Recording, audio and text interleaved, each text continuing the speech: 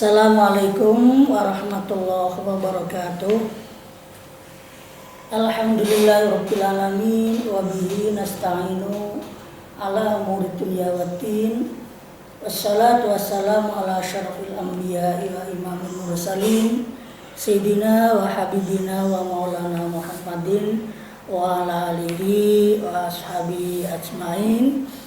Rabbi syrah li sadri wa yassir li amri wahlul 'uqdatam min lisani yafqahu qawli. Amma ba'du. Anak-anakku sekalian, anak-anakku kelas 7. Ya, dalam pertemuan yang kedua ini ya mari kita teruskan ya jadi pelajaran Quran hadis. Nah, pertemuan yang kedua. Ya, kemarin telah kita perjelas tentang masalah definisi Al-Quran. Sekarang kita mendefinisikan tentang masalah hadis ya, karena kita mempelajari tentang masalah Quran dan hadis atau Quran hadis. Ya, Quran kemarin sudah, sekarang kita pelajari tentang hadis. Ya, sebelum mengupas tentang masalah hadis ya kita juga perlu kita ketahui terlebih dahulu tentang masalah hadis ya. Karena hadis adalah merupakan sumber hukum yang kedua setelah Al-Quran ya. Kemarin sedikit sudah tersinggung masalah Al-Quran dan pentingnya Al-Quran. Sekarang kita mulai ya. Hadis itu kalau menurut bahasa atau menurut tata bahasa itu berasal dari kata-kata hadasa. Nah, kata-kata hadasa ini menurut bahasa itu artinya adalah ada kalanya mempunyai arti baru ya.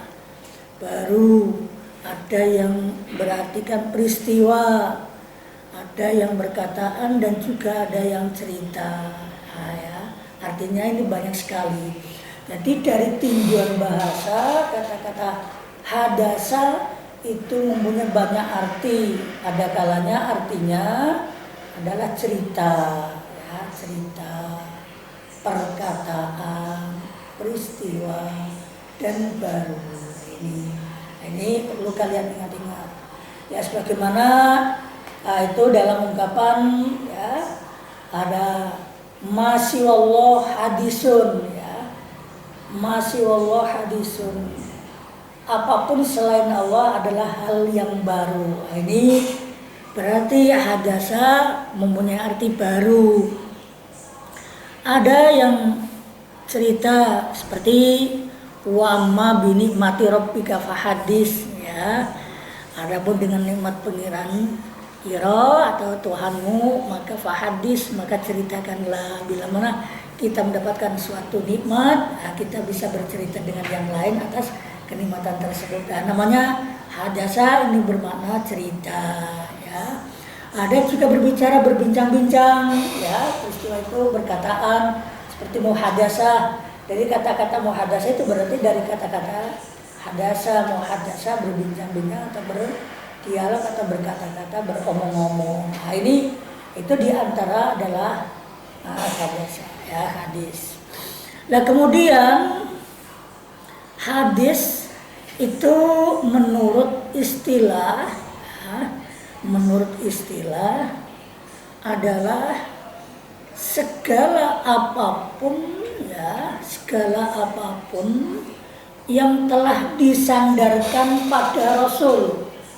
Ya, jadi segala apapun yang disandarkan pada Rasul, baik itu merupakan perkataan ya, atau ucapan, juga perilaku atau sikap ya, dan juga ketetapan dan persetujuan. Apapun yang telah dilakukan oleh Rasul ini adalah hadis. Apapun yang telah dilakukan oleh Rasul adalah hadis. Dan apapun yang telah ditetapkan oleh Rasul ini juga hadis. Dan sifat-sifat yang ada pada Rasul ini juga hadis ya. Ini Kalau hadis menurut istilah itu ada lebih umum ya, segala apapun yang telah disandarkan oleh Rasul ya. Seperti umpamanya qala Rasulullah sallallahu alaihi wasallam. Nah, ini qala Rasulullah. Nah, ini adalah merupakan hadis. Nah, sebagaimana kalau ucapan, itu ucapan ya. Kalau perkataan ya, ra'aitu Rasulullah yaf'alu kadza wa kadza. Aku mengetahui Rasulullah melakukan demikian. Nah, ini juga kata Rasul ya.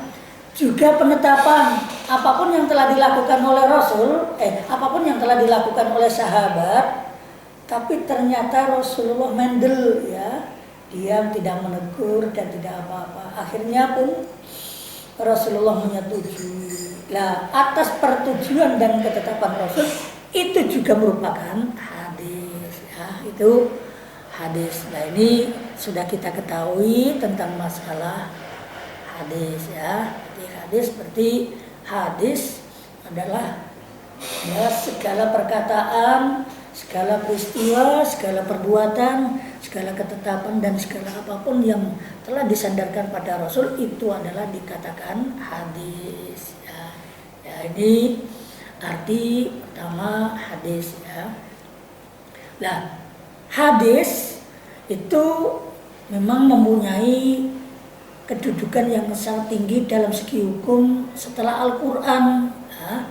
Jadi mungkin dalam Al-Quran itu bukannya kurang jelas ya, tapi tidak bisa dipahami dan dimengerti banyak orang, maka itu akan diperjelas dalam ada hadis. Hadis ini sangat amat mempunyai kedudukan yang sangat penting untuk penjelasan atau merealisir dalam ya. Jadi kita ketahui jadi hukum yang kedua setelah Al-Quran adalah hadis. Nah, pada awal pada masa Rasulullah, hadis itu tidak diperbolehkan dibukukan ya, karena dikhawatirkan akan sama dengan Al-Quran. Al-Quran ini dibukukan pada masa-masa ya itu karena dikhawatirkan orang yang banyak hafal Al-Quran ini banyak yang meninggal akibat perang. Untuk itu ya para sahabat mempunyai inisiatif untuk mengumpulkan Al-Quran, dan Quran itu akhirnya pun dikumpulkan menjadi satu, akhirnya dibukukan menjadi satu buku sehingga menjadi 30 juz. Tapi pada masa itu Rasulullah melarang ya. Pada masa itu Rasulullah melarang jangan sampai hadis itu dibukukan, disatukan sebagaimana Al-Quran, karena itu akan mengkhawatirkan itu sama tercampur dengan adanya ayat-ayat Al-Quran. Oleh karena itu maka pada masa itu tidak diperbolehkan dicatat. Tapi setelah zaman Khalifah Umar bin Abdul Aziz sekitar tahun 100 Hijriah, itu barulah dikumpulkan dengan pertimbangan yang matang. Karena apa? Karena banyaknya yang gugur para orang-orang yang hafal hadis. Nah, ini karena semakin ya banyaknya orang-orang yang hafal hadis ini meninggalkan ini akhirnya pun disepakati pada masa itu akhirnya hadis dibukukan. Nah, dalam hadis itu ada yang namanya sunnah. Jadi sunnah itu identik dengan hadis ya. Jadi sunnah itu hampir sama atau sama dengan hadis. Kalau sunnah itu adalah merupakan suatu hal yang selalu ditekuni dan dilakukan oleh Rasul ya. Nah, ini namanya sunnah. Jadi apapun yang telah dilakukan oleh Rasul ini disebut sunnah.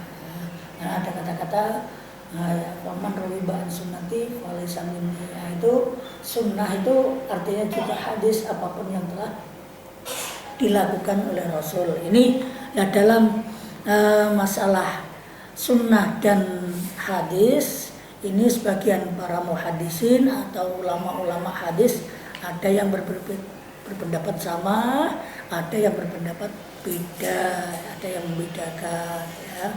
Tapi sebetulnya adalah punya arti yang sama-sama dari Rasulullah. Namun kalau sunnah itu adalah merupakan suatu hal yang selalu yang sifatnya rutinitas ya, yang telah dilakukan oleh Rasul. Tapi kalau hadis itu kan tidak, ya itu lebih bersifat ya global atau sifat umum. Nah, ini diantara ya. Jadi juga ada yang mengemukakan atau mengartikan bahwa sunnah itu ya, sunnah itu segala sesuatu yang dinukil itu diriwayatkan atau diambil ya dari Nabi Sallallahu Alaihi Wasallam, baik itu berupa perkataan, perbuatan, takrir, sifat-sifat lahir Rasul ya atau sifat-sifat batin Rasul, atau perjalanan hidup Rasul sejak beliau diangkat menjadi Rasul atau sebelum diangkat menjadi Rasul. Nah, ini ada yang mengatakan demikian, itu namanya sunnah ya. Jadi sunnah itu ya, saya ulang kembali, sunnah itu ya, segala apapun, segala sesuatu yang dinukil atau diambil dari Nabi Muhammad atau dari Rasul ya, baik berupa perkataan ya, perbuatan atau sifat-sifat ataupun takrir ya. Jadi sifat-sifat itu yang lahiriah atau batiniah, nah itu ataupun juga merupakan perjalanan hidup Sayyid Rasul ya, perjalanan hidup sejak dia akan menjadi Rasul atau ya sebelumnya. Ini ada yang mengatakan demikian. Tapi yang jelas bahwa antara sunnah dan hadis adalah mempunyai kesamaan. Nah, namun di sini perlu kita ketahui, sehingga karena ada sedikit kesenangan, hadis ini terbagi atas 3 bagian, gitu ya. Karena ada sedikit kesamaan dalam hadis ini dibagi menjadi 3 bagian. Ini yang perlu kalian ketahui. Namanya satu, dikatakan hadis itu namanya ada hadis qauli. Hadis qauli itu artinya hadis-hadis yang orientasinya dari segala ucapan atau perkataan Rasul atau sabda Rasul. Segala apapun yang telah disabdakan Rasul, segala apapun yang telah diungkapkan Rasul, segala apapun yang telah diucapkan Rasul, itu namanya hadis qauli. Yang kedua adalah hadis ya, dikatakan hadis fi'li ya, hadis fi'li. Nah, hadis fi'li artinya adalah segala apapun yang telah dilakukan Rasul ya tanpa menyinggung perkataan ya. Jadi Rasulullah melakukan demikian dan diketahui oleh Rasul ya, para sahabat. Nah, itu menjadi ketentuan hadis, namanya hadis fi'li. Ya, fi'li itu artinya adalah suatu pekerjaan. Berarti segala pekerjaan, segala apapun yang telah dilakukan Rasul. Semuanya Rasulullah melakukan sholat demikian. Dalam sholat melakukan ada pokoknya ya kunut. Nah, ini jadi segala perbuatan apapun ya, sekecil apapun itu namanya yang orientasinya perbuatan, itu disebut adalah hadisnya hadis qauli. Hadis fi'li, hadis fi'li.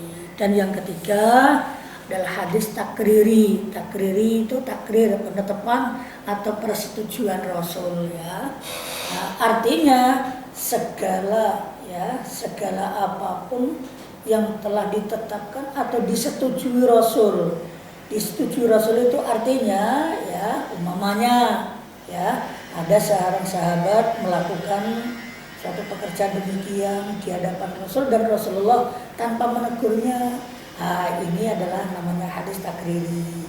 Seperti di situ ada para ya sahabat Ya sahabat itu ketika Sayyidina Umar berada di dalam masjid itu ya melihat ada orang yang siiran dan akhirnya pun dilirik oleh Sayyidina Umar dan Sayyidina Umar dan akhirnya pun orang itu mengatakan bahwa aku melakukan demikian dan yang mana diketahui oleh orang yang lebih dan mulia dari kamu yaitu Rasulullah. Ternyata dia pun beliau diam saja. Ini itu menjadi suatu ketetapan ya. Jadi walaupun bagaimanapun ya, itu adalah merupakan suatu hal yang telah ditetapkan sebagai hadis karena apa? Itu adalah menjadi sebagian dari hadis karena itu adalah merupakan suatu hal yang telah dipersetujui atau disetujui oleh Rasul.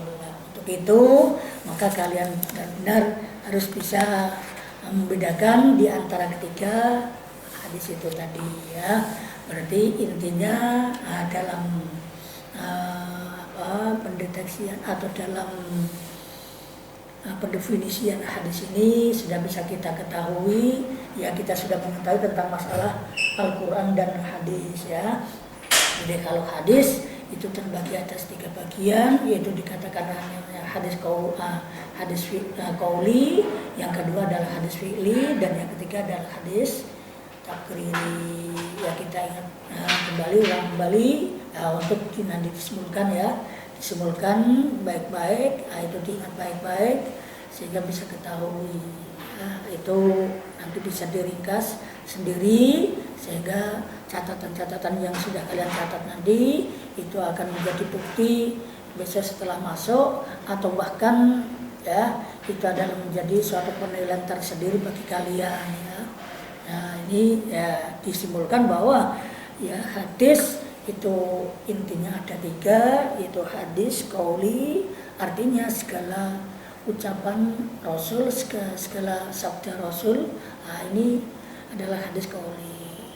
Kalau hadis fi'li adalah segala apapun yang telah dilakukan Rasul atau segala perbuatan Rasul, segala apapun yang telah dilalui oleh Rasul itu adalah namanya hadis fi'li. Dan yang ketiga, yang terakhir itu adalah hadis takriri, itu segala apapun yang telah ditetapkan oleh Rasul dan disetujui oleh Rasul ya. Dan apapun yang telah disetujui oleh Rasul yang telah dilakukan oleh para sahabat dan itu disetujui oleh Rasul, itulah namanya hadisnya hadis takriri ya. Sekian dulu ya, saya cukupkan sekian itu untuk dipahami dan dimengerti dan dicatat dengan baik-baik ya, agar kalian benar-benar bisa menyimpulkan dengan baik. Sekian dulu. Assalamualaikum warahmatullahi wabarakatuh.